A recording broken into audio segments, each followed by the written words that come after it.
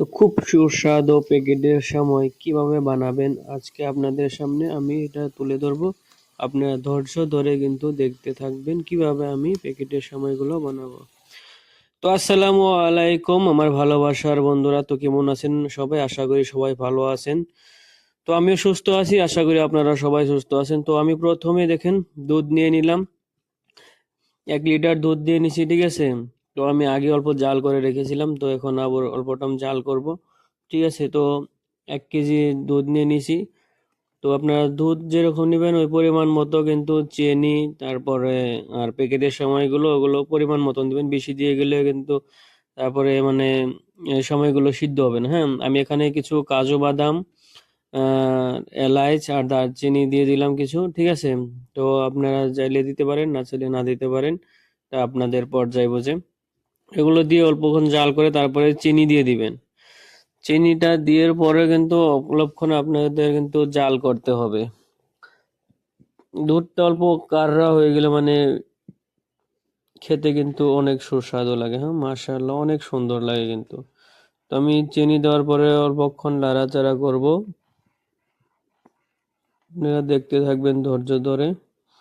হ্যাঁ, তারপরে দেখেন সুন্দর একটা একদম বলক তোলা হয়ে যাবে যখন মানে দুধগুলো একদম গাঢ়া হয়ে যাবে কালারগুলো, তখন থেকে এই সময়গুলো এগুলো ভাজা আছে, যদি ভাজা না থাকে তাহলে অল্প ভেজে নেবেন, অসুবিধা নেই।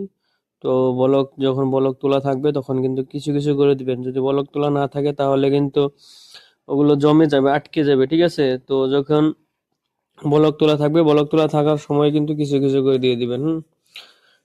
তো পরিমাণ মতোই দিবেন, বেশি দিয়ে দিলে কিন্তু সিদ্ধ হবে না, কিন্তু অনেক হয়ে যাবে, গাঢ়া হয়ে যাবে, তো সিদ্ধ হবে না। তো পরিমাণ মতন দিয়ে দিবেন।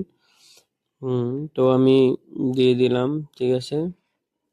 তারপরে কতক্ষণ লাড়াচাড়া করব, লাড়াচাড়া করবেন কিন্তু, নাহলে তো কিন্তু তলে ধরবে, লাগে ধরবে, ঠিক আছে। লাড়াচাড়া করা তালেই থাকতে হবে, না হলে কিন্তু তলে লাগে ধরবে। তো গ্যাসের পাওয়ারটা কমিয়ে দিবেন, কমিয়ে দিয়ে তারপরে কিন্তু লাহে লাহে লাহে একদম লাড়াচাড়া করতে থাকবেন। মোটামুটি 5 মিনিটের মতো লাড়াচাড়া করলে কিন্তু একদম গাঢ়া হয়ে যাবে, গাঢ়া কালার একদম, বুঝতে পারলেন? গাঢ়া মানে একদম আটা আটা হয়ে যাবে মানে। যখন নিয়ে আটা আটা হয়ে যাবো তখন সময়টা দেখবেন আপনারা যে সিদ্ধ হয়েছে কিনা। যখন দেখবেন যে সিদ্ধ হয়ে গেছে তাহলে কিন্তু গ্যাসটা বন্ধ করে দিবেন, ঠিক আছে। গ্যাসটা বন্ধ করে দিলে এনাফ, মানে মজার একটা সুস্বাদু কিন্তু দেখবেন যে কি স্বাদ লাগে খেতে। কিন্তু গাখিরটা মানে দুধটা মানে আপনারা জাল করতে হবে বেশি, তবে মানে স্বাদ হবে বেশি। যদি আপনার দুধটা বেশি জাল না করেন তাহলে কিন্তু খেতে স্বাদ লাগবে না। হ্যাঁ, দেখেন তো দুধের কালারটা দেখছেন কি একদম ক্রিমের মতো কালার হয়ে গেছে। হ্যাঁ, দেখতেই কিন্তু মুখে কিন্তু পানি ছুটে আসবে, মানে এত একটা সুস্বাদুর খাবার তৈরি হয়ে গেছে, ঠিক আছে। দেখতেই পারতেছেন দুধের কালারটা হয়েছে কিরকম একদম। হ্যাঁ, তারপর আমি কিন্তু 4টা বল নিয়ে নিয়েছি, 4টা বলের মধ্যে আমি রেখে দিব অল্পক্ষণ।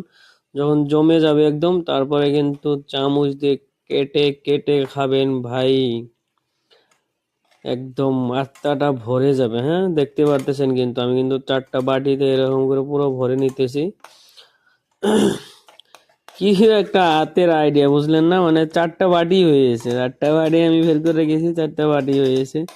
তবে এরকম যদি বানাইতে চান তাহলে অবশ্যই কিন্তু বানাইতে পারবেন। আর যদি ভিডিওটা ভালো লাগে থাকে তাহলে কিন্তু অবশ্যই আপনারা চ্যানেলটা সাবস্ক্রাইব করে আপনারা পাশে থাকবেন। আরো এরকম ভিডিও দেখার জন্য আপনারা অবশ্যই কিন্তু কমেন্ট করে জানাবেন যদি ভিডিওটা ভালো